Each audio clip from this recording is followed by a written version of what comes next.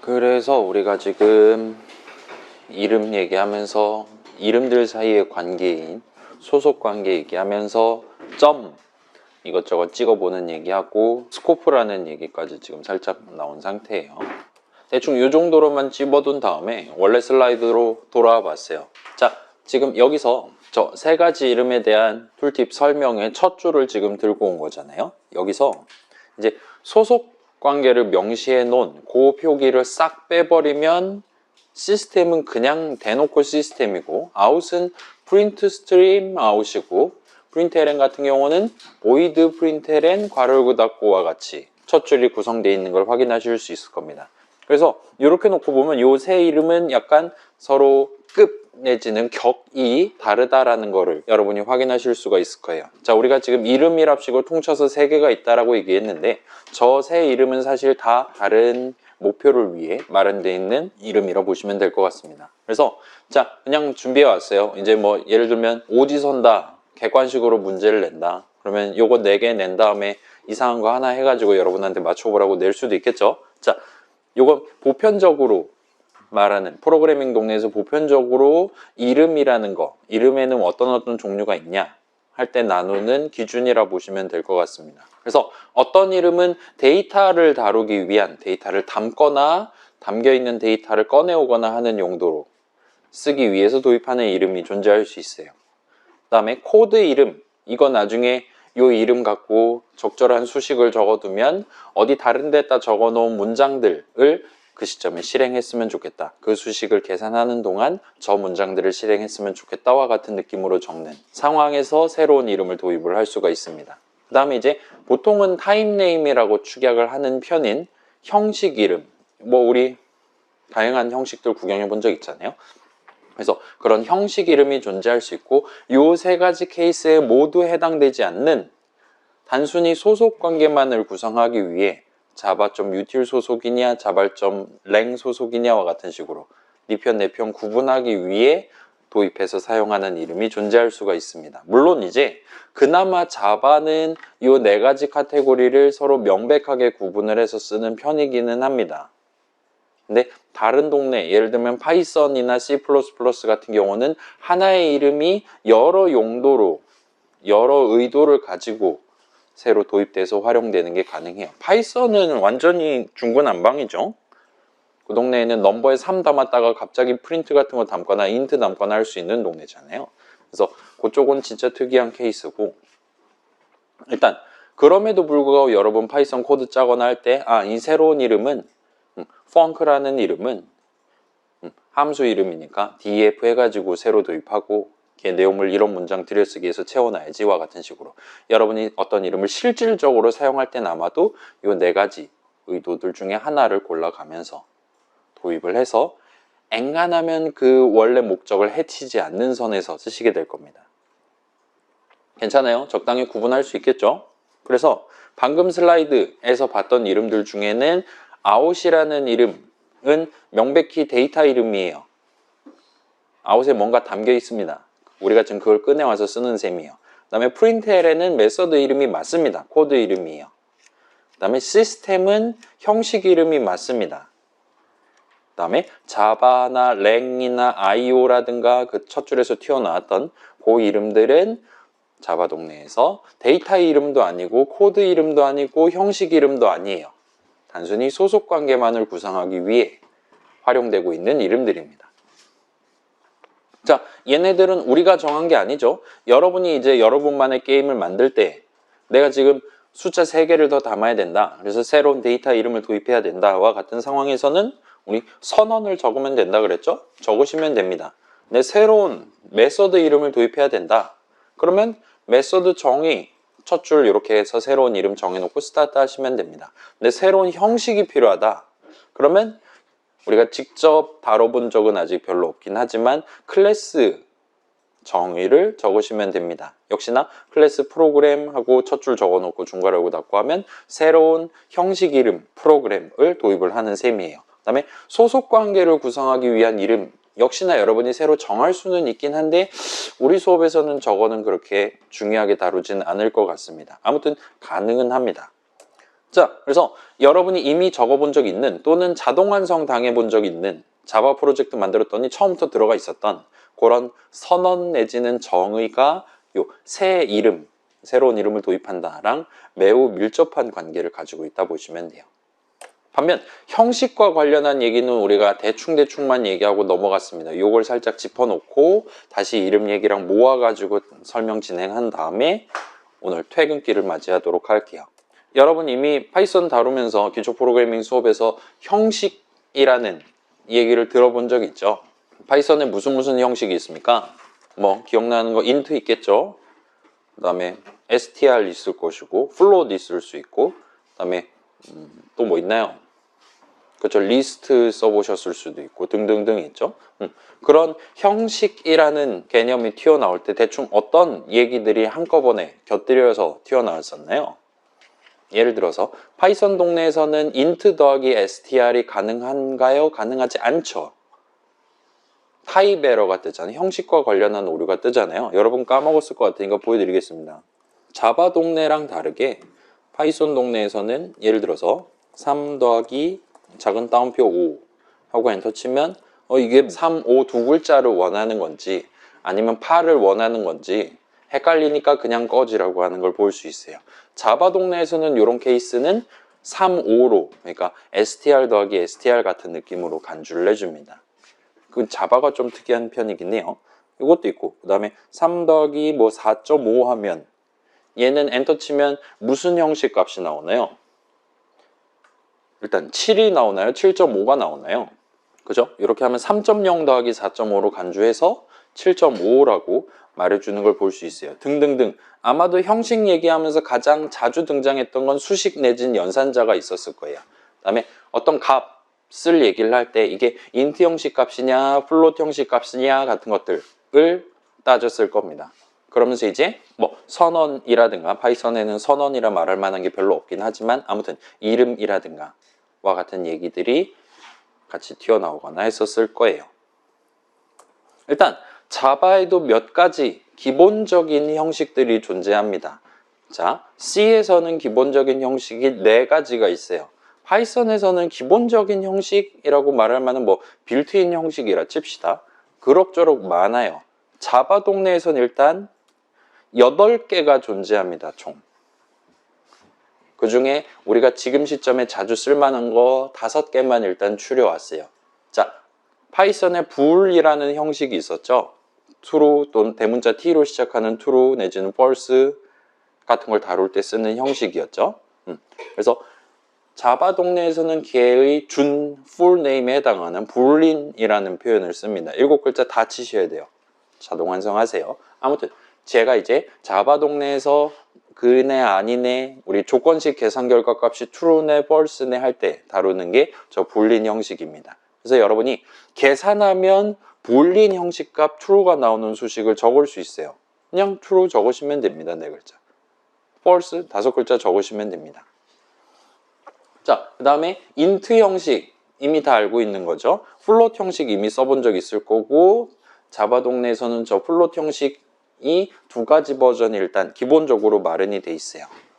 잠깐 2가지인가? 3가지인가? 기억 헷갈리기 시작했어요. 아마 2가지일 겁니다. 자바니까. 일단 플롯 형식이랑 더블 형식 이렇게 마련돼 있고 우리가 보통 그냥 맨땅에서 3.14 이런 식으로 계산하면 3.14가 나올 만한 수식을 적어둔다면 걔는 더블 형식 값이 나오는 수식을 적은 셈이 돼요. 근데 여러분이 굳이 더블이 아닌 의미 관점에서의 반대말은 싱글에 해당하는 친구예요. 얘가 더 경량화된 가벼운 버전입니다.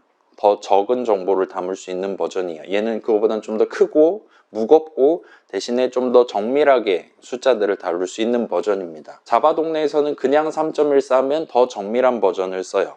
근데 굳이 여러분이 덜 정밀한 예를 들면 메모리를 좀 조금만 쓰고 싶다 와 같은 상황에서 또는 이제 뭐 그래픽 카드라든가 이런 걸 써서 게임을 만든다든가 뭐 인공지능 어쩌고 한다 와 같은 상황에서 계산하면 더블 형식이 아니라 플롯 형식 값이 나오는 수식을 적어야 된다 싶으면 그때는 전미사 F를 붙여주시면 됩니다. 와 같이 저 2가지 버전으로 소수점 달린 숫자를 다루도록 구성해 놨어요. 그 다음에 파이썬 동네는 이게 없는데 특별히 마련되어 있지 않은데 자바 동네에서 C 동네 마찬가지예요. 자, 글자 한 글자를 다루기 위해 그 글자가 몇 번째 글자냐에 해당하는 숫자를 담기 위해 차라고 보통 부르는 캐릭터의 줄임말이 될 것 같아요. 형식을 쓸 수가 있습니다. 이땐 작은 따옴표를 써요. 우리 그 헬로 월드 출력할 땐 큰 따옴표를 썼습니다. 이런 식으로 작은 따옴표 쓸 수 있고, 자바 동네에서는 영어뿐만 아니라 한글 한 글자, 특수문자 한 글자와 같은 식으로 사용하는 것 역시나 가능해요. 아무튼 이런 형식들을 자바 동네에서는 프리미티브 형식이라고 부릅니다. 프리미티브가 무슨 뜻인가요? 일단 형용사죠. 무슨 뜻입니까? 프라임이란 단어 들어본 적 있죠? 프라임은 무슨 뜻입니까? 프라임, 뭐 갓, 값 같은 느낌이잖아요. 뭔가 좀 원초적인 이라는 얘기가 될 수도 있고, 가장 강렬한 태초의 같은 느낌이 될 수도 있을 것 같아요. 이 프리미티브 형식은 자바라는 동네에서 가장 기본적으로 저변에 깔려 있는 프리미티브 형식 여러 개를 조합해서 나중에 새로 뭔가를 만들 수 있도록 미리 준비해 둔 거라고 보시면 될 것 같아요. 그리고 자바 동네, 우리가 지금 쓰고 있는 17버전에서는 프리미티브 형식은 총 8가지가 존재하는데 표에는 5개밖에 안 적혀 있잖아요. 이 인트 형식의 베리에이션이 몇 가지가 있습니다. 자, 파이썬에서 인트 형식을 다룬다 칩시다. 파이썬 3를 쓸 때 인트 형식을 다룬다 칩시다. 그때 다룰 수 있는 가장 큰 숫자는 얼마라고 배웠나요? 네, 넘버에다가 인트 형식 값을 담을 거예요. 담을 수 있는 가장 큰 값이 몇입니까? 자, 일단 정답은 파이썬 3에서는 담을 수 있는 값의 한도가 결정되어 있지 않아요. 여러분이 원한다면 엄청나게 큰 숫자 담을 수 있습니다. 엄청나게 작은 숫자 얼마든지 담을 수 있어요. 근데 자바는 그렇지 않아요. 자바를 비롯한 다른 동네에서는 그렇지 않습니다. 자바 동네에서 인트 형식 새로운 데이터 이름 넘버 선언 적어놓고 거기다 숫자를 담은다고 치면 여러분이 담을 수 있는 가장 큰 값은 플러스 21억 어쩌고 저쩌고 하는 숫자입니다. 21억이에요. 그다음에 음수 쪽도 마이너스 21억 정도가 됩니다. 그래서 보통 이제 그래서 인트 값 하나의 크기가 얼마나 되냐라 물어보면 4바이트라고 얘기를 할 수가 있어요. 그러면 자, 내가 21억까지 다룰 것 같진 않아요. 이게 캐릭터의 레벨이기 때문에 막 레벨을 21억까지 키울 것 같지는 않습니다. 우리 게임 그렇게 오래 지원 안 할 거예요. 그래서 조금 더 메모리를 절약해서 좀 더 좁은 범위 안의 숫자들만 담을 수 있도록 좀 더 작은 인트 버전, 숏 버전의 프리미티브 형식을 사용해서 새로운 데이터 이름을 정해놓고 쓸 수 있습니다. 그래서 예를 들면 2바이트짜리를 쓴다면 그때는 32,000 정도까지를 담을 수 있어요. 32,767까지 담을 수 있습니다. 그 다음에 그보다 더 작은 1바이트 버전을 쓴다면 그때는 127까지 담을 수가 있어요. 그보다 큰 버전도 물론 준비되어 있고요. 그럼 이제 8바이트, 64비트 같은 느낌이 되겠죠. 아무튼 걔네들은 우리 수업에서는 엔간하면 안 쓸 겁니다. 그냥 인트 쓰세요. 그 다음에 그냥 여러분 대놓고 3 하면 걔는 기본적으로 그런 COC니 뭐 어쩌고 저쩌고가 아니라 인트 형식 수식으로 간주를 합니다. 얘 계산하면 인트 형식 값 3이 나와요. 그 다음에 여기 보시면 지금 03이라 적혀 있는데, 자, 이 그냥 3 적어놓으면 얘는 10진수 3을 적어놓은 셈입니다. 10 적어두면 10진수 10을 적은 셈이에요. 반면 03하고 적어두면 얘는 8진수 3을 적은 셈으로 쳐줍니다. 그 다음에 0x3 하면 요거 제가 그 20대라고 사기칠 때 적은 거잖아요. 16진수 3을 적은 셈 쳐줍니다. 그 다음에 0b하고 스타트 하면 2진수로 적은 셈입니다. 그래서 얘는 2진수 11이기 때문에 10진수로 따지면 3이 돼요. 그래서 여러분이 계산하면 인트 형식 값 3이 나오는 수식 적을 수 있는 방법, 각각 편한 진법에 따라서 적을 수 있도록 마련되어 있다 보시면 돼요. 자, 이건 파이썬도 마찬가지로 이렇게 마련되어 있습니다. 자, 그래서 프리미티브 형식의 특징에 대해서 살짝 정리를 해왔어요. 자, 프리미티브 형식의 특징은 타입네임, 여러분이 선언 적는데 인트 값 다루기 위해서 데이터 이름 선언을 적는다라면 그때 여러분은 int라고 적으시면 되는 거잖아요. 우리 늘 그렇게 적어왔었죠. 그 int는 이클립스 기준으로 만약에 제대로 잘 적어놨다면 조금 붉으스름한 색상의 굵은 글자체로, 볼드체로 우리 눈에 보여주는 걸 확인할 수 있었을 겁니다. 걔뿐만 아니라 뭐 public이니, if니, while이니 그런 키워드라고 보통 부르죠. 그래서 프리미티브 형식의 경우에는 그 형식 이름, 타입 네임이 자바 키워드로 돼 있어요. 그 다음에 모든 프리미티브 형식은 계산하면 정확히 그 형식 값이 나올 만한, 내 눈에 보이는 바로 그 3, 인트 형식 3이 나올 만한 수식을 적는 게 가능합니다. 그런 식으로 계산하면 내 눈에 지금 보이는 여기 글자 적혀 있는 그대로의 형식 값이 나오는 수식을 프로그래밍 동네에서는 리터럴이라고 불러요. 리터럴리 그 값이 나오는 수식이라 해서 리터럴입니다. 그래서 방금 표에서 나왔던 그 true, false, 3, 0, 3 등등을 리터럴이라고 불러요. 자, 다만 명제의 이는 성립하지 않습니다. 리터럴을 적을 수 있다 하더라도 그 형식이 항상 프리미티브 형식인 건 아니기는 해요. 조금 이따 예외가 하나 있고 보여드리도록 하겠습니다. 그 다음에 요건 좀 중요할 수 있을 것 같아요. 프리미티브 형식 이름들은 기본적으로 그 어떤 소속 관계도 가지지 않습니다. int라는 형식이 있잖아요. 그 키워드 int 자체는 java.lang 소속이다, 프로그램 소속이다, 그런 걸 일절 신경을 안 써요. 그 어떤 다른 이름과도 소속 관계를 갖지 않습니다. 그래서 이 정도까지는 뭐 납득하는 게 그렇게 어렵지 않을 겁니다. 자, 반면 방금 얘기했어요. 자바의 프리미티브 형식은 8개밖에 없다. 걔네 다 키워드로 이름 적는다.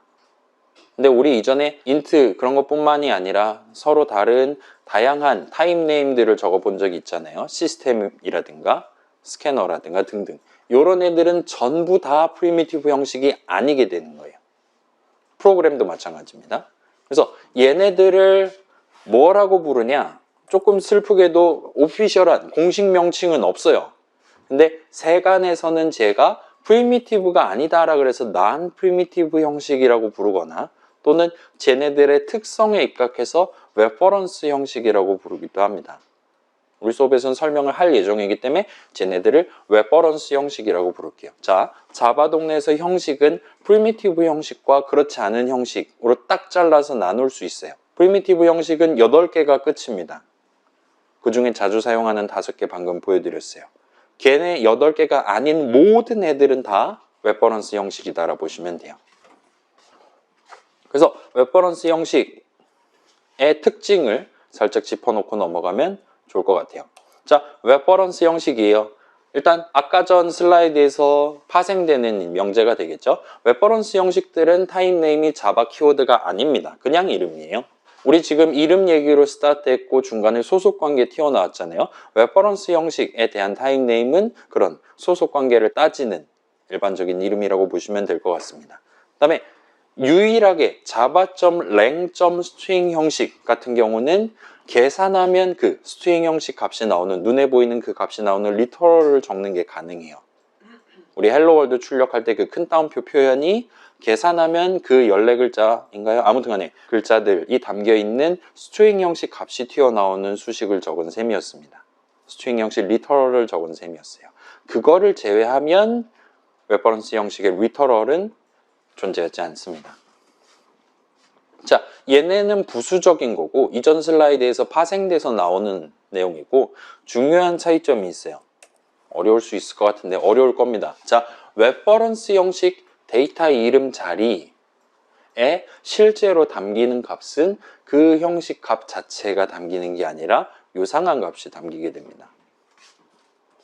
예를 들어서 우리가 스트링 하나를 다루기 위한, 스캐너 하나를 다루기 위한 새로운 이름 선언 적을 수 있잖아요, 얼마든지. 그 다음에 걷다 는 수식 해가지고 새로운 값을 담을 수도 있을 겁니다. 예를 들어 지금 텍스트라는 이름 선언돼 있다 치고 텍스트는 하이 해가지고 저걸 계산한다 칩시다, 는 수식을. 그러면 실제로 그 텍스트라는 이름에 대한 메모리 위에 어떤 자리에 HI 2글자가 박히는 건 아니라는 거예요. 그 HI 2글자는 완전히 다른 어딘가에, 메모리 위 어딘가에 존재하고 텍스트라는 이름에 대한 자리에 담기는 값은 그 하이 2글자가 메모리 위에 정확히 어디에 있냐에 해당하는, 여러분 위치값 내지는 주소값이라고 부를 만한, 들어본 적 있을 법한 그런 숫자가 대신 담기게 됩니다. 그래서 우리가 저렇게 담아놓고 나중에 sysout 해가지고 텍스트에 담겨있는 값을 출력한다 랍시고 수식을 적어놨었다 라면 그 텍스트 그 자체에는 숫자가 들어있단 말이에요. 그 숫자를 일단 들고 와서 지금 저 메모리 예를 들면 45번지에 뭔가 적혀있나 보구만 해서 메모리 45번지 가서 HI 두 글자가 적혀있구만 확인해서 최종적으로 HI 두 글자를 콘솔 탭에 출력하거나 하는 식으로 실질적인 계산이 진행된다 보시면 될 것 같아요. 그래서 여러분 다른 프로그래밍 언어랑 비교를 한다면 자, 파이썬 동네에서는 모든 형식들이 다 레퍼런스 형식이다라고 말할 수가 있어요. 모든 이름들에는 항상 예를 들어 여러분이 넘버는 3 하고 엔터를 쳤다 하더라도 실제 넘버 자리에 담기는 값은 절대 3 그 자체가 담기지 않습니다. 3은 메모리 위에 어딘가 완전 다른 곳에 존재해요.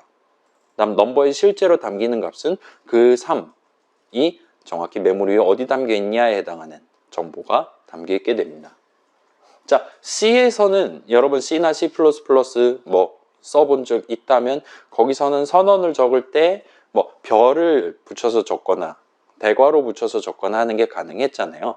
그 중에 별을 붙여가지고 적는 상황에서 여러분은 뭐 포인터니 뭐 그런 거 들어본 적 있을 겁니다. 그래서 위치 값을 여기다가 담아놓고 나중에 메모리 그 위치에 있는 값을 가져와서 사용한다든가 하는 게 가능했을 거예요. C에서는 이런 식으로 능동적으로 선택할 수 있도록 되어 있습니다. 반면 자바에서는 이게 무슨 형식이냐에 따라서 이게 레퍼런스 형식이다라면 그렇게 위치 값이 담기고 그러면 이렇게 말한다는 건 프리미티브 형식들 예를 들어 int 넘버 세미콜론 해놨다. 넘버는 3 계산한다. 그러면 그때는 진짜로 넘버 자리에 숫자 3이 담깁니다. 자바에서도. 프리미티브 형식 8개에 대해서는 그렇게 동작해요. 레퍼런스 형식 다른 것들에 대해서는 절대로 그렇게 동작하지 않도록 딱딱 나뉘어 있다 보시면 됩니다. 자, 갑자기 자리 얘기가 튀어나왔는데 오늘 이제 클래스와 인스턴스 해서 첫 번째 시간에서 이름을 중심에 놓고 뻗어나가고 있는데 다음 시간에 이제 요 자리 얘기를 섞어가지고 한 번 더 살펴보도록 할게요. 그래서 뭐 메모리 얘기만 그런 거 튀어나올 겁니다. 아무튼 일단은 미래로 미뤄두고 그래서 저런 식으로 실질적으로 값을 다루는 동네기 때문에 저런 애들을 non-primitive 그렇게 재미없게 통칭하는 게 아니라 레퍼런스 형식이라 부른다 정도까지만 잡아주시면 될 것 같아요. 일단은 지금 여기서 사용하고 있는 형식 예를 들어 넘버의 형식이 프리미티브 형식이냐 레퍼런스 형식이냐를 구분하는 건 다행히도 쉽습니다. 키워드로 적혀 있으면 프리미티브고 그렇지 않으면 레퍼런스 형식이다라고 구분하시면 될 거예요. 그래서 대충 이 정도로만 오늘은 해두고 다음으로 넘어갑시다. 자, 그래서 이제 이름이랑 한번 쓸까 볼게요. 자, 이름 4가지 카테고리 있다 그랬죠? 데이터 이름, 코드 이름, 타임 네임, 그 다음에 어쩌고 저쩌고.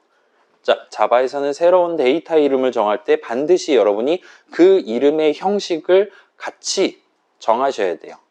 데이터 이름이니까 여기에 int 값 담을 거냐 더블 값 담을 거냐 선언 적는 그 시점에 반드시 명시를 해놔야 됩니다.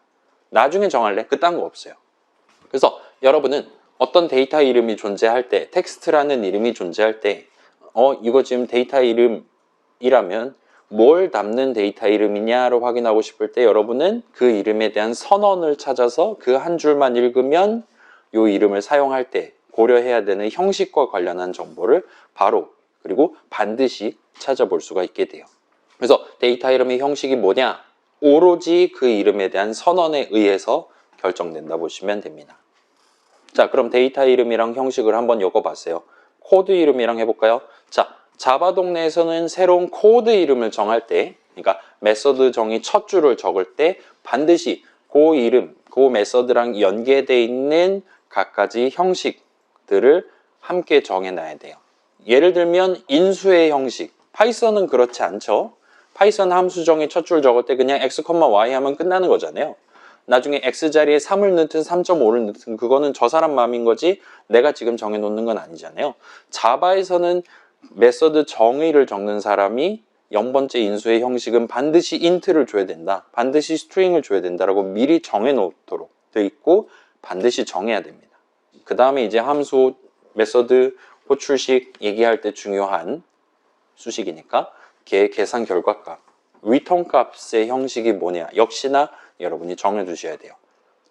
정할 때는 이제 메서드 정의 첫 줄 적을 때 메서드 이름 왼쪽에다가 적어놓고 스타트를 하도록 마련돼 있죠. 그래서 C랑 다르게 자바 동네에서는 이 새로운 코드 이름만 정해놓고 내용을 나중에 적는 거는 막혀 있습니다. 메서드 선언이라는 개념은 없어요. 기본적으로. 사실은 보통은 그러지 않으셔도 상관없습니다. C 동네랑 다르게. 아무튼 우리는 메서드 정의 첫 줄을 적을 때 걔랑 연관돼 있는 인수랑 리턴 값의 형식을 항상 정해 두셔야 돼요.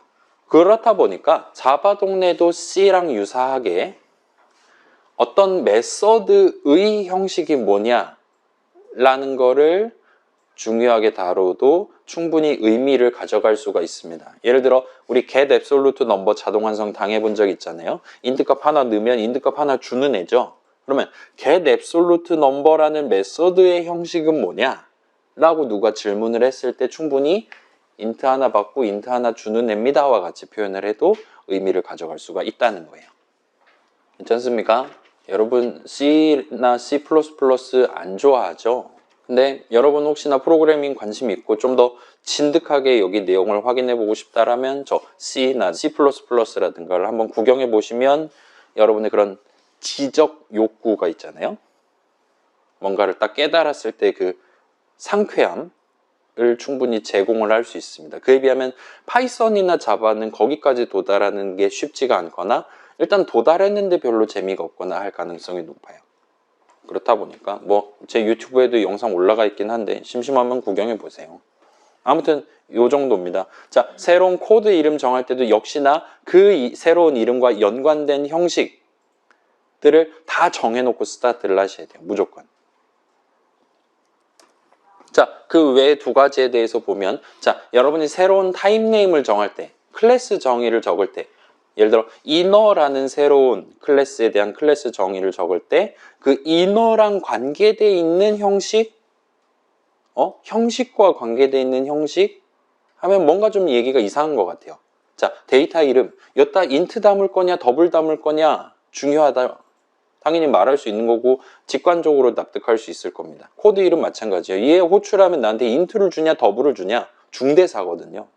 미리 정해놔야 됩니다. 근데 형식과 관련된 형식을 정한다? 얘는 조금 일단 애매한 것 같습니다. 일단 그런 개념이 존재하기는 한데 요거는 나중에 다시 한번 또는 L4G 할 때라든가 다시 한번 확인을 해보도록 할게요. 그다음에 그 마지막 네 번째 카테고리 소속 관계 구성하기 위해서만 쓰는 이름들은 걔네들은 기본적으로 형식이랑 관계가 없는 친구들이라 보시면 될 것 같습니다. 그래서 다시 한번 요약하면 저 타입네임이랑 형식은 지금은 묶지 않을게요. 자바 동네에서 이름의 형식은 일단 데이터 이름과 코드 이름에 대해서만 챙겨두셔도 크게 지장 없을 겁니다. 그리고 요 둘은 방금 전 제가 여러 번 설명했던 내용 여러분 무리 없이 들을 수 있었죠? 그 정도까지만 납득을 해두시면 될 거예요. 자, 그래서 이름의 형식을 굳이 미리 잘 챙겨둬야 되는 이유 요 전 슬라이드에서도 답변이 나왔었죠. 기초 프로그래밍 수업에서 자주 들어봤을 겁니다. 그 이름을 사용할 때 수식의 형식에 따라서 계산 결과값의 형식, 그 다음에 연산자, 더하기 빼기 같은 걸 할 때 더하기가 실패하냐 성공하냐, 덧셈 결과가 무슨 형식, 무슨 값이 나올 거냐 등등이 전부 다 달라질 수 있기 때문이에요. 그래서 얘는 여러분이 이미 상식적으로 알고 있는 내용이니까 그런 게 자바 동네에서도 당연히 들어있다 정도만 가보시면 좋을 것 같습니다. 하지만 조금 슬픈 점이 아까 얘기했듯이 int 더하기 string은 자바에선 됩니다. string 더하기 string으로 간주해줘요. 파이썬은 그게 안 돼서 여러분 str 괄호 열고 닫고를 하든가 아니면 퍼센트 기호 같은 거에서 포맷 어쩌고 저쩌고를 하든가 그런 짓을 했었어야 될 겁니다. 요거에 대해서는 자바가 좀 더 편한 편이에요. 그 다음에 C 동네는 역시나 조금은 느낌이 또 달라요. C++, C# 동네 마찬가지고요. 그래서 수식과 관련한 그 덧셈식을 어떻게 구체적으로 계산하냐, 좌항, 우항 형식이 어떨 때 어떤 덧셈을 할 거냐와 같은 구체적인 규칙은 하우스 룰이 동네마다 다르기는 합니다. 뭐 그렇긴 하지만 우리 수업에서 조금 코드 작성하다 보면 그럭저럭 자바의 기본적인 불문율을 납득할 수 있고 거기다 조금 더 나가서 일반적인 프로그래밍 동네에서의 보편적인 규칙 역시나 납득하실 수가 있을 거예요. 얘는 굳이 설명할 필요 없이 그냥 부딪히면 되니까 여기서 넘어가도록 하겠습니다. 자, 여기까지 하면 오늘 수업 끝내기 전에 이제 2슬라이드인가 남았을 겁니다. 자, 아까 조금 어려웠었던 그 점 연산제 얘기를 조금만 더 살펴보고 슬슬 퇴근각을 재보도록 할게요. 자, 코드로 돌아와 봤어요. 지금 그 투두 여기 아래 달리 말하면 메인 메서드 정의 내용물을 지금 같이 한번 계속 적어볼게요. 자, 우리가 아까 전에 다양한 이름들 적어볼 수 있었잖아요. 예를 들어서 우리 프로그램이라는 이름 한번 자동 완성해볼까요? 대문자 P 프로 정도까지 적고 컨트롤 스페이스 하면 어이구 여기 있죠? 이런 식으로 프로그램이라는 이름이 튀어나올 것이고 얘 보면 그냥 이름 적혀있는 건 이름 적혀있는 거고 그 왼쪽 보면 녹색 동그라미로 C라고 박혀있는 걸 보실 수가 있습니다. 그 다음에 점을 찍으시면 이번에는 inner라는 이름, 저는 지금 방금 inner라는 이름을 써서 메뉴에 올라가 있긴 한데 클래스라는 이름, 녹색의 가운데가 뻥 뚫린 동그라미, 그 밑에는 넘버 가운데가 뻥 뚫려 있긴 한데 파란색 세모, 그 밑에 메인은 녹색 동그라미, 꽉 찬 동그라미로 나오는 걸 볼 수 있어요. 그 다음에 자, 요 툴팁 내용, 요 목록 내용을 확인을 하면 넘버는 인트 형식 이름입니다. 같은 느낌으로 말해주고 있는 것 같아요. 그 오른쪽은 아마도 프로그램 소속 넘버고 인트 형식 이름입니다. 라고 말하는 것 같습니다. 메인 같은 경우는 아예 이름 오른쪽에 괄호 열고 닫고를 내주고 있어요. 지금 온몸으로 얘는 코드 이름입니다. 라고 지금 표현하는 느낌이죠. 그래서 메인은 메서드 이름이고 여기 지금 메인은 보이드 형식, 그러니까 리턴 형식이 보이드입니다 라고 우리한테 말하고 있고 프로그램 소속입니다 라고 말하고 있는 것 같습니다. 그래서 일단 얘네 둘은 지금 데이터 이름입니다 라고 우리한테 표현하는 셈이고 얘는 지금 코드 이름입니다 라고 표현하는 셈인 것 같아요. 아이콘도 지금 가운데가 비어있는 게 아마 데이터 이름이고 꽉 차 있는 게 코드 이름이고 그 다음에 아예 대놓고 C라고 박혀 있는 게 이제 클래스 이름, 형식 이름이구나 라고 여러분 납득할 수가 있을 겁니다. 지금 보면 inner라는 이름은 녹색 C가 있긴 한데 오른쪽 아래에 파란색으로 세모가 박혀 있는 것 같긴 해요. 아까 전 프로그램이랑은 조금 다르기는 한데 일단 뭐 그러려니 하고 넘어갈 수 있을 것 같습니다. 그래요. inner까지 한번 치고 여기서 한번 점을 찍어 봅시다. 여기서 점 찍으면 아까랑 비슷한 느낌으로 자, 비어있는 건 데이터 이름인 것 같아요. 텍스트 있죠? 스트링 형식 다루기 위한. 그 다음에 엄청 길다란 이름의 메서드 정의도 지금 하나 들어있죠? 이렇게 호출하면 나한테 스트링 값을 주는 애고 얘는 지금 또 파란색 세모, 하지만 꽉 차 있는 세모로 지금 표현하고 있는 것 같습니다. 그래서 여기까지 적으면 자, 요번에는 제가 지금 목록에서 메서드 이름을 골랐어요. 코드 이름을 고르고 엔터를 쳤더니 괄호 열고 닫고까지 지 맘대로 지금 자동 완성을 해준 걸 볼 수가 있습니다. 아까 전이랑은 달라요. 우리가 지금 한번 해볼게요. 이건 저만 할게요. 자, 우리가 프로그램 적고 엔터 키를 쳤을 때는 뒤에다 뭘 붙여주지 않아요. 점도 안 찍어줍니다. 그 다음에 점 찍고 예를 들면 넘버하고 엔터를 칠 때는 역시나 뒤에 아무것도 안 붙여줘요. 근데 여기서 메서드 이름 골라서 엔터를 치면 뒤에다가 괄호 열고 닫고까지 해주는 걸 볼 수 있습니다. 여기 같은 경우는 지금 세미콜론까지 찍어주고 있어요. 과잉 친절이죠. 우리가 예를 들어서 여기서 지금 이 이름까지 적고 괄호 열고 닫고를 하는 게 아니라 다른 거를 하고 싶은 상황이 수도 있는 거잖아요. 뭘 할 수 있을까요? 우리가 지금 이름을 적으면 이름 갖고 뭘 할 수가 있습니까? 예를 들면 뭐 넘버는 이런 식으로 쓴다든가 하는 것도 의미를 가질 수도 있지 않을까 싶은데 자바 동네에서는 자동 완성할 때 아예 바로 뒤에다가 괄호 열고 닫고를 붙여줘요. 자, 여기다 점을 한번 찍어 보시면 이제 set and print and return text 소속 이름을 쓴다 그런 느낌으로 점 연산제 찍는 셈이죠. 점을 찍어 보면 무려 아무것도 튀어나오지 않는 걸 보실 수가 있어요. 다른 이름은 그렇지 않거든요. 인어라는 이름 점 찍으면 인어 소속 이름 잘 나오죠. 그다음 데이터 이름 볼까요? 텍스트라는 이름 있잖아요. 여기다 점 찍으면 목록이 나옵니다. 그리고 나오는 이름들을 슬쩍 보니까 지금 녹색 동그라미들이 장황하게 튀어나오고 있는 것 같아요. 그래서 예를 들면 뭐 차스라는 친구 한번 골라볼까요? 얘는 지금 코드 이름이다 보니까 괄호 열고 닫고까지 우리한테 해주고 있긴 한데 아무튼 데이터 이름 뒤에다 점을 찍는 게 가능한 것 같아요. 물론 데이터 이름 뒤에다가 할 수 있는 게 점 찍는 것만 가능한 건 아니죠. 우린 얼마든지 다른 방식으로 저 이름을 사용하는 게 가능하죠. 이제까지 써왔던 데이터 이름 사용법이잖아요, 이게. 아니면 여기까지만 적고 이거 자체만으로도 의미를 얼마든지 가져갈 수 있죠. 거기 담겨있는 값을 출력한다든가 하는 것도 가능하죠. 자, 데이터 이름 같은 경우는 이름 딱 거기까지 적고 다양한 것들을 할 수 있어요. 반면 코드 이름 같은 경우는 이건 좀 자바에 조금 불편하다고도 느낄 수 있는 특이한 점이에요. 자바 동네에서는 이게 아니지. 프로그램 점 이너 점 하고 여기까지 내가 코드 이름까지 적었다, 여기서 사용을 했다라면 여러분은 이 자리에서 저 메서드에 대한 메서드 호출식을 적으셔야만 합니다. 기본적으로. 그래서 여기서 우리가 할 수 있는 선택지, 연산자 붙일 수 있는 선택지는 괄호 열고 닫고밖에 없고 무조건 괄호 열고 닫고를 붙이셔야 돼요. 지금 같은 경우 인수까지 정해줘야겠죠. 여기까지 하면 드디어 이제 그냥 일반적인 수식이 됩니다. 메서드 호출식을 구성한 셈이죠. 그 다음에 저거 계산 결과 값은 스트링 형식 값이 나올 거잖아요. 지금 현재 메서드 정의상으로는 그래요. 그래서 거기까지 하고 여러분 그냥 세미콜론 찍어 버리시든가 아니면 여기서 또 점을 찍는 게 가능할까요? 자, 메서드 호출식에 점을 찍는다. 찍어 보시면 이거 또 됩니다. 이건 또 지들 맘대로 해요. 그 다음에 여기서 지금 보이는 거는 아까 전에 텍스트하고 점 찍었을 때랑 유사한 애들, 사실은 똑같은 애들이 지금 튀어나오는 걸 보실 수가 있어요.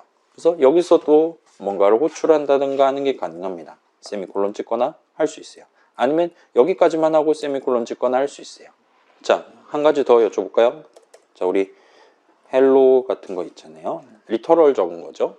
계산하면 스트링 형식 값 튀어나오는, 헬로가 튀어나오는 수식을 적은 거죠. 자, 여기다가 점을 찍으면 두둔 찍힙니다. 일단 얘는 한번 완성까지 해볼게요. 이런 식으로.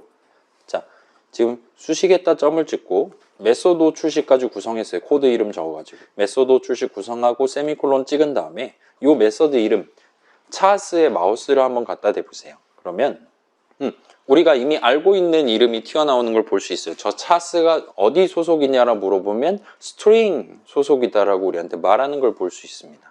네, 일단 이 정도까지 구경해두고 슬라이드로 살짝 돌아가 볼게요. 자, 그래서 점 연산자 여기저기 붙여봤는데 일단 점 연산자 기본적인 쓰임새는 소속 관계를 명시하기 위한입니다. 그래서 여러분이 형식 이름에다 점 찍고 이름을 적거나 할 수 있어요. 프로그램 점, 이너 점, 텍스트 할 때 그 두 점 연산자는 둘 다 소속 관계를 명시하기 위한 이름이었습니다. 물론 이제 타입네임 뿐만 아니라 자바.랭. 자바랑 랭은 둘 다 형식 이름은 아니거든요. 그렇긴 하지만 아무튼 소속 관계를 구성하기 위한 이름이고 걷다 점 찍어서 다른 이름을 적는 게 가능해요. 그러면 왼쪽에 있는 애의 소속, 오른쪽에 있는 애와 같은 느낌으로 명시를 하는 셈이 됩니다. 그 다음에 점 연산자는 어떤 일부 수식에다가도 찍을 수가 있어요. 그래서 아까 전에 봤을 때는 메서드 이름까지만 적고 점을 찍고 이름을 적는 건 막혀 있었습니다. 그렇기는 한데 데이터 이름까지 적고, 자, 우리가 inner.text라고 수식을 적어놨다라는 건 단순히 데이터 이름을 적었다라고 말할 수도 있지만 좀 더 본질적으로 찾아간다면 걔는 계산하면 스트링이 하나 튀어나오는 수식을 적은 셈이 되는 거예요. 걷다가 점을 찍고 여러분이 이름을 적는 게 가능합니다. 그렇게 했을 때, 자, 그렇게 했다면 좌항 자리 수식을 계산한 결과값의 형식, 소속 이름을 쓸 수가 있게 돼요. 큰 따옴표 헬로월드 한 다음에 점 찍고 뭔가를 한다는 건 스트링 소속 이름을 쓰겠다라는 의미로 받아들여지게 됩니다.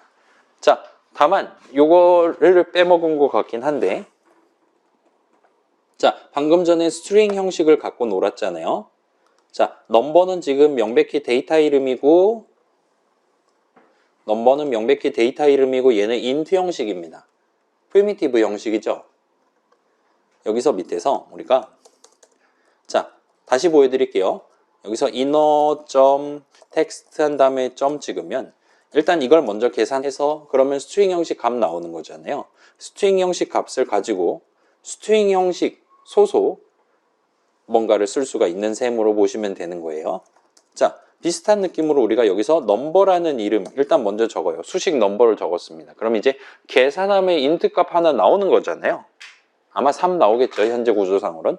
여기다가 점을 찍으면 놀라지 마세요, 여러분. 아무것도 안 나오는 걸 볼 수 있어요. 자, 텍스트 한 다음에 점 찍으면 스트링 소속 값이 나왔습니다. 왜냐? 텍스트라는 데이터 이름이 스트링 형식이기 때문이었어요. 넘버 한 다음에 점을 찍은다면 우리는 인트 형식 소속, 인트 소속 이름들을 여기서 쓸 수 있었어야 됩니다. 근데 프리미티브 형식 이름들은 기본적으로 그 어떤 다른 이름들과도 소속 관계를 구성하지 않아요. 따라서 인트 소속 이름이다 라고 말할 수 있는 게 자바 동네에선 단 하나도 없습니다.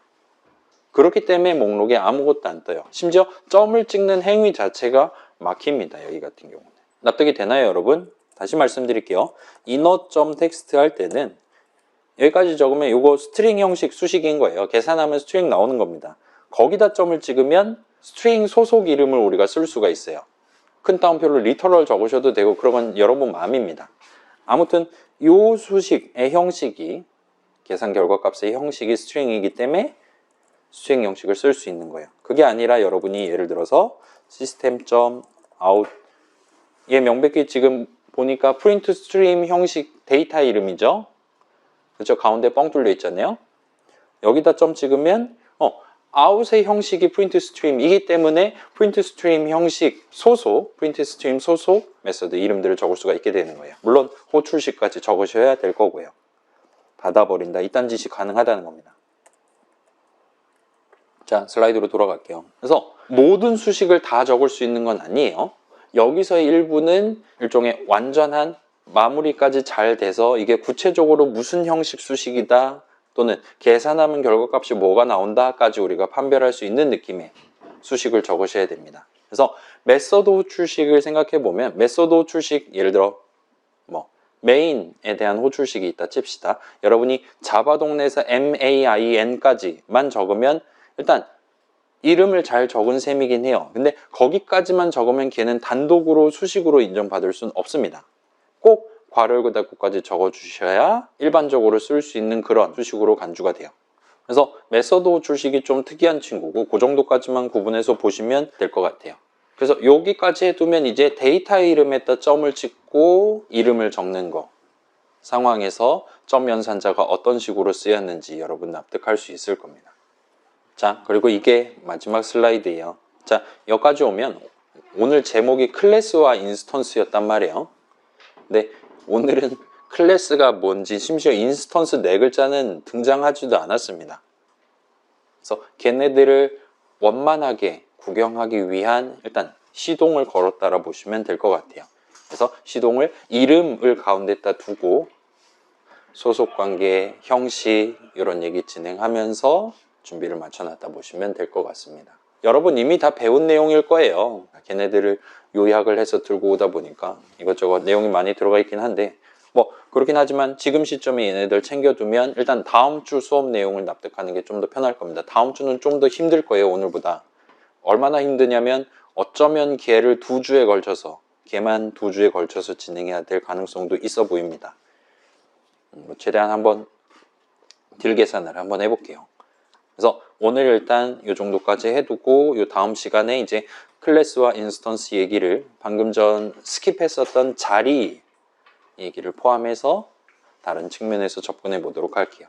까지 하면 일단 본론은 끝이 납니다. 27분이네요. 그래서 일단 이 정도로 하고 우리 그 L4G 있잖아요.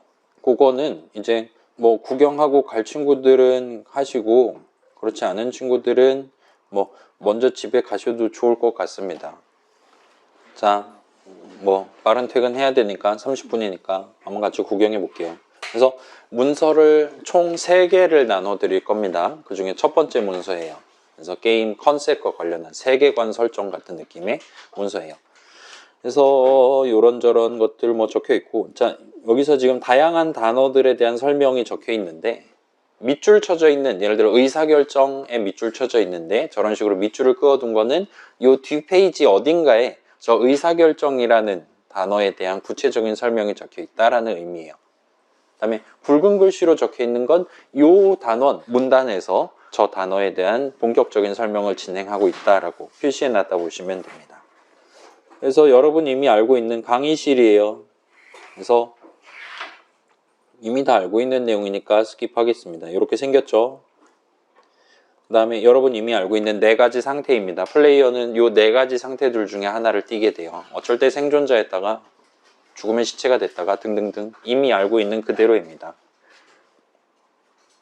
그래서 각각의 플레이어는 매 턴마다 행동을 할 수가 있어요. 예를 들어 생존자 또는 감염체였다면 이동을 할 수 있습니다.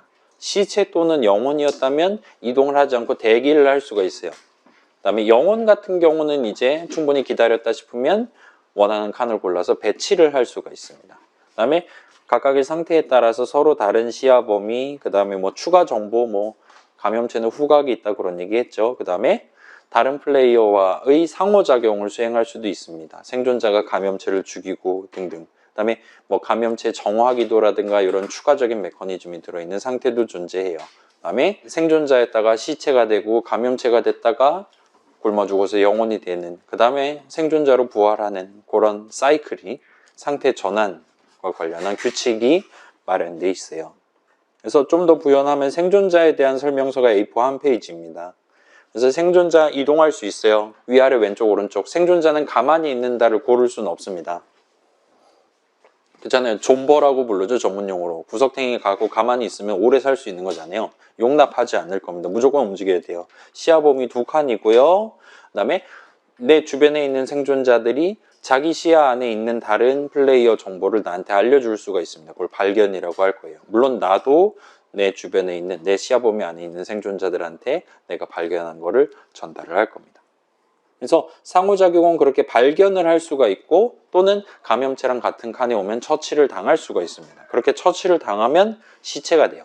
시체는 대기를 할 수가 있어요. 시야는 없는데 등으로 이제 나를 누가 밟고 있나 정도는 알 수가 있습니다. 그 다음에 시체는 같은 칸에 감염체를 치유하고요. 같은 칸에 감염체에게서 감염을 당할 수가 있어요. 그래서 초기 HP를 증가시킬 수가 있습니다. 그 다음에 시체는 무조건 3턴 동안 누워 있어야 돼요. 그래서 3턴 뒤에 그 턴의 행동, 이동, 대기, 배치가 끝나는 시점에 감염체로서 일어나게 돼요. 감염체는 이동을 할 수가 있고 가만히 서 있을 수도 있습니다. 감염체는 이렇게 정화기도를 들이기를 시도를 할 수가 있어요. 시야 범위는 5x5 25칸이고 추가로 모든 시체를 감지를 할 수가 있어요. 그래서 감염체는 상호작용을 생존자랑도 할 수 있고 시체랑도 할 수 있습니다. 생존자랑 같은 칸에 서면 죽여요. 시체로 만듭니다. 그 다음에 시체랑 같은 칸에 서 있으면 시체를 파먹고 시체에게서 치유를 받아요. 그래서 이 과정에서 이제 감염체 같은 경우는 체력, HP가 존재합니다. 기본의 10에 시체 상태에서 뜯어먹힌 횟수에 따라서 3씩 증가한 상태로 스타트를 하게 될 거예요. 그 다음에 기본적으로 매 턴마다 1씩 줄어드는데 시체를 뜯어먹은 턴에는 줄지 않습니다. 가만히 서 있는다를 골랐는데 내 발밑에 시체가 없었다. 내가 한 번도 뜯어먹지 않는다라면 정화기도에 한번 성공을 하는 셈입니다. 제가 슬라이드 설명에서는 3연속으로 정화기도 성공하면 죽는다 그랬잖아요. 실제로는 카운터가 존재해요. 정화 카운터라는 게 존재해서 걔를 6만큼 쌓으면 소멸하게 됩니다. 기본적으로는 정화기도 한 번 성공할 때마다 1씩 쌓아요. 근데 얘를 연속으로 성공하면, 예를 들어 첫 턴에 성공하면 1 쌓고 그 다음에 2를 쌓아서 3이 돼요. 그 다음에 또 성공한다. 3연속으로 성공하면 3만큼 쌓아서 합이 6이 돼서 3턴 만에 소멸당할 수가 있습니다. 근데 중간에 누가 견제를 할 수 있는 거잖아요. 생존자가 와서 꼬라 박을 수 있는 거잖아요. 그렇게 중간에 실패하면 이렇게 카운터 증가량이 초기화가 됩니다. 내 4까지만 쌓았는데 갑자기 견제가 들어왔다. 다음번에 또 정하기도 하면 5가 되고 그 다음에 하면 연속을 하면 7 되거나 해서 6이 넘어가니까 소멸하게 되는 거예요. 그 다음에 또 중요한 차이점이 있어요. 자, 정화기도에 성공한 경우에는 원래 영혼 상태에서 부활하는데 3턴 걸린다 그랬잖아요. 실제로는 2턴만 걸립니다. 그러니까 한 턴을 절약을 할 수가 있어요. 자, 영혼 상태에선 점수를 얻을 수가 없단 말이에요. 시야는 제일 넓은데 점수에는 도움이 안 됩니다. 근데 정화기도를 드리면 그 영혼 상태로 허비하는 기간을 줄일 수가 있어요. 뭐 그렇기는 한데 이 기도 카운터는 내가 재는 게 아니라 하느님이 재시는 거란 말이에요. 그렇다 보니까 내가 지금 기도 카운터가 몇인지 또는 다른 감염체가 카운터가 몇인지를 볼 수는 없어요. 근데 나는 방금 전에 정화기도가 성공했나 실패했나 알 수 있잖아요. 그렇기 때문에 내 카운터는 내가 직접 계산을 하는 게 가능하긴 할 겁니다. 아무튼 감염체 상태 플레이어는 체력이 0 또는 그 밑으로 떨어지면 영혼이 돼요. 그래서 영혼은 다음 생을 기다리는 친구입니다. 영혼은 대기를 할 수가 있고 정해진 턴이 되면 배치를 할 수가 있어요. 그 다음에 여기 또 특이한 점이 하나가 들어갑니다. 자, 배치를 이번 턴에 하는 걸 원하지 않는다라면 그러면 그걸 유예할 수가 있어요. 아, 나 이번 턴에 부활 안 하고 다음 턴에 할래요 라고 말할 수가 있어요. 그래서 이건 보여드릴게요. 자, 보시면 뭐 누를 수 있나에 뜬금없이 F2키를 누르면 오류를 발생시킨대요. 여러분 일반적으로 프로그램 실행하다 오류 발생하면 그 막 윈도우 같은 경우는 게이지 같은 거 이렇게 뜨고 오류의 원인을 파악하고 있습니다. 온라인으로 오류 발생 리포트를 보내시겠습니까? 아니요 누르잖아요 보통. 그런 식으로 프로그램 실행 도중 심각한 오류가 발생하면 그 프로그램을 중단하도록 설계가 되어 있습니다. 자바 프로그램도 마찬가지예요. 근데 이 L4G 안에서 여러분이 작성한 코드 실행하다가 오류가 나면 프로그램을 끄지 않습니다. 만약에 프로그램이 꺼진다라면 여러분이 강의실을 파괴를 하는 거잖아요. 그걸 막아요. 잡습니다. 그 친구를 잡아서 영혼 상태로 박제를 시켜요. 페널티를 먹이는 식으로 설계가 되어 있어요. 그리고 이 F2키를 누르면 그 짓을 하실 수가 있습니다. 여러분이 자바 코드를 짜는 건 아니지만 게임 진행하다가 한번 해볼게요. 자, 지금 0턴째예요. 전부 다 영혼 상태고 지금은 대기를 어떻게 할 거냐를 고르는 시점입니다. 아무거나 클릭하고 이제 0턴째 부활, 배치를 어디서 할 거냐를 고르는 타이밍이 왔어요. 이 시점에 제가 칸을 하나 고르면 거기 배치되면서 0턴이 끝나는 거잖아요. 네, 다시 한번 해볼게요. 자, 여러분이 원한다면 지금 내가 배치를 해야 되는 타이밍에 이 F2키를 누르면 런타임 오류를 발생시키게 되고 그러면 배치를 안 합니다. 그리고 그 다음 턴, 지금 같은 경우는 1턴에 다시 한번 저한테 어디에 배치할 거냐를 물어볼 거예요. 그래서 다시 안 할래, 다시 안 할래, 다시 안 할래, 안 할래, 안 할래, 안 할래, 안 할래, 안 할래, 안 할래, 안 할래. 이제 요번 턴에 배치가 끝나면 11턴이니까 그 직접 감염이 적용될 거란 말이에요. 마지막으로 안 할래 하면 이제 12턴째 해서 여기 지금 감염체가 돼서 죽인 애들이 있고 얘는 지금 그냥 가만히 서 있는 친구 있고 등등이에요. 여기 보면 시체 10명에 감염체 7명이잖아요. 여기 보면 시체 3명에 감염체 5명이고 그런 식으로 12턴째에 나는 이제 여기가 확실히 지금 27명이 모여있는 핫플레이스니까 나는 초장부터 여기서 부활하겠다를 선택하거나 하는 게 가능합니다.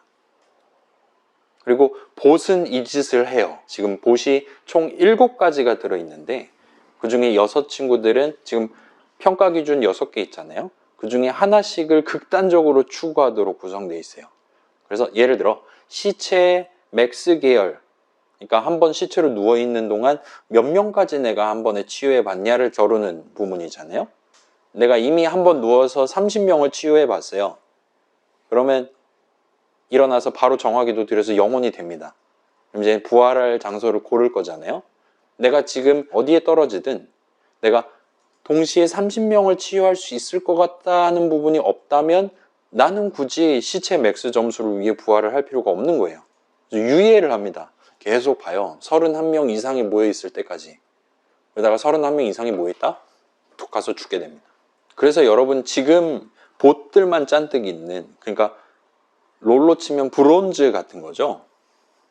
게임을 이기려고 하는 게 아니라 자신의 컨셉을 위해서 게임을 하려는 친구 80명이 모여있는 데서 내가 지금 걔네들이랑 게임을 하려다 보니까 나도 마찬가지로 300점 이상을 따는 게 불가능한 동네라 보시면 돼요. 왜냐하면 전부 다 1등 대비 몇 퍼센트 했냐를 가지고 따지고 있으니까요. 그래서 맥스를 노리는 친구들이 다 그런 식으로 하고 있기 때문에 시체 계열 맥스 점수를 내가 높은 점수를 따는 게 사실상 쉽지 않았을 거예요.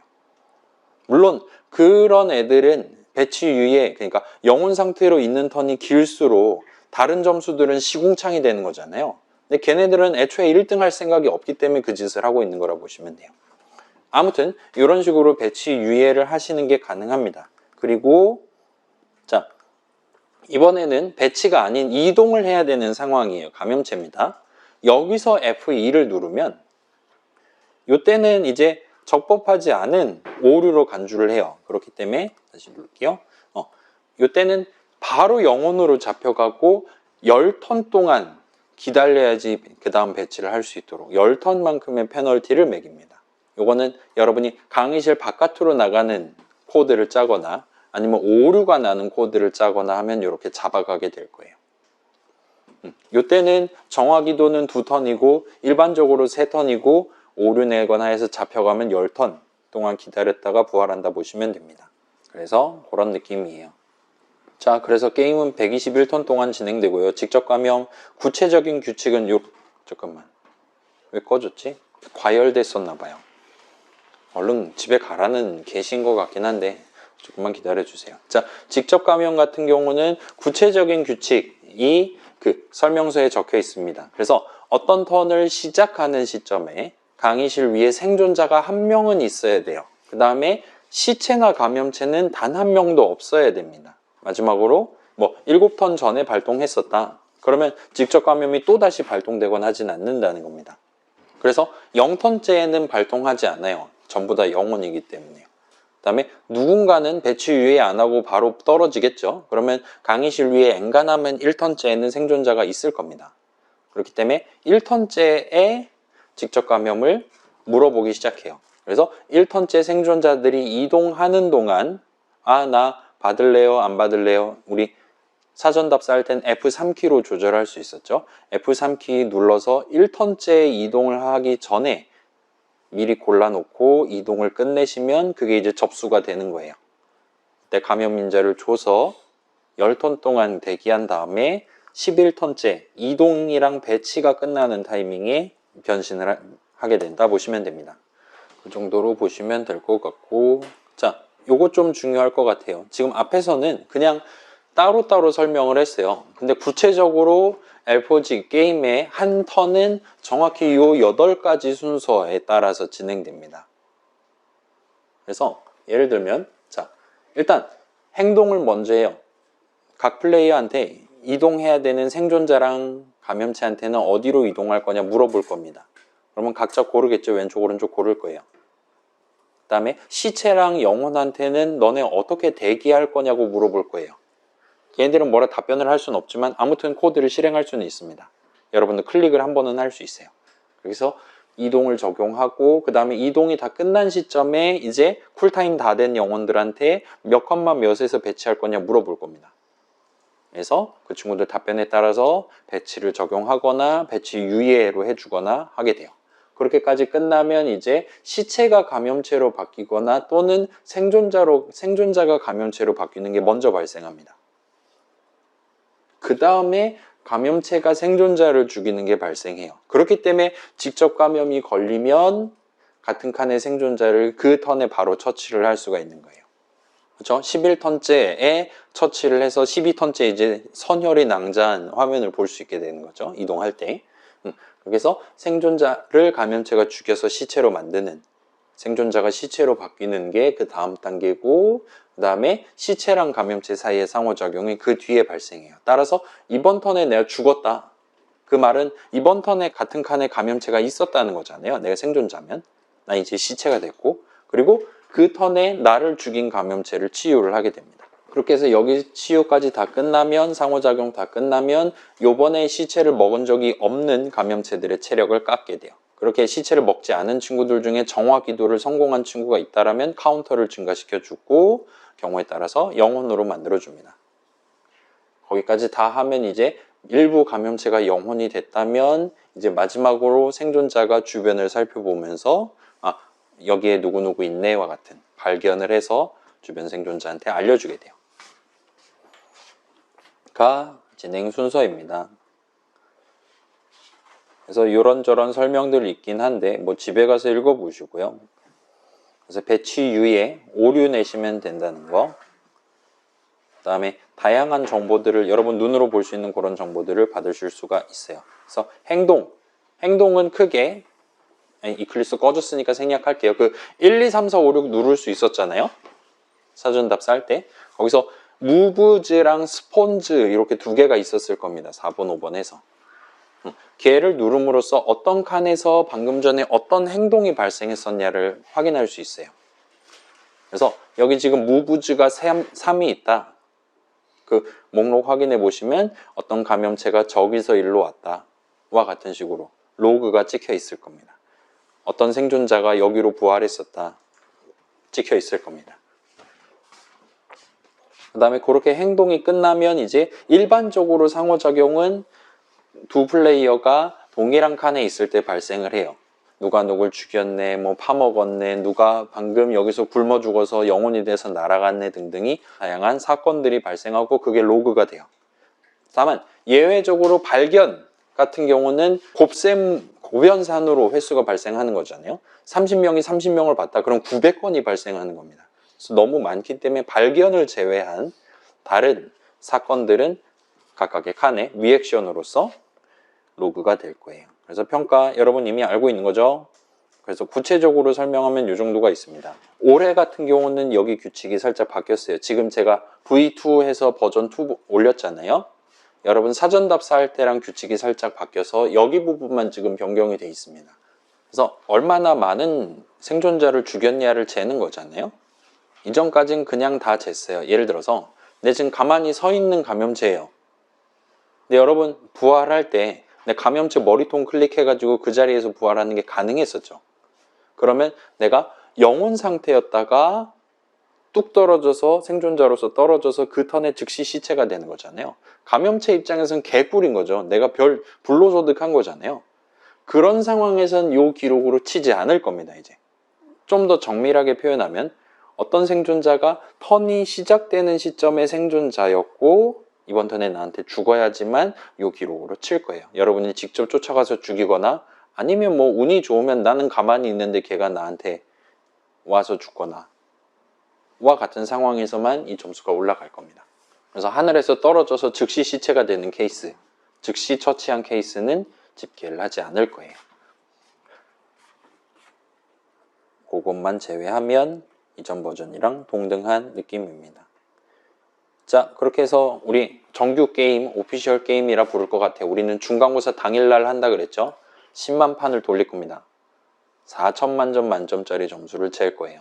저걸로 잴 예정이고, 그래서 여러분 지금 매번 사전답 쌓을 때마다 게임 넘버 한 다음에 엄청 큰 숫자 나오잖아요.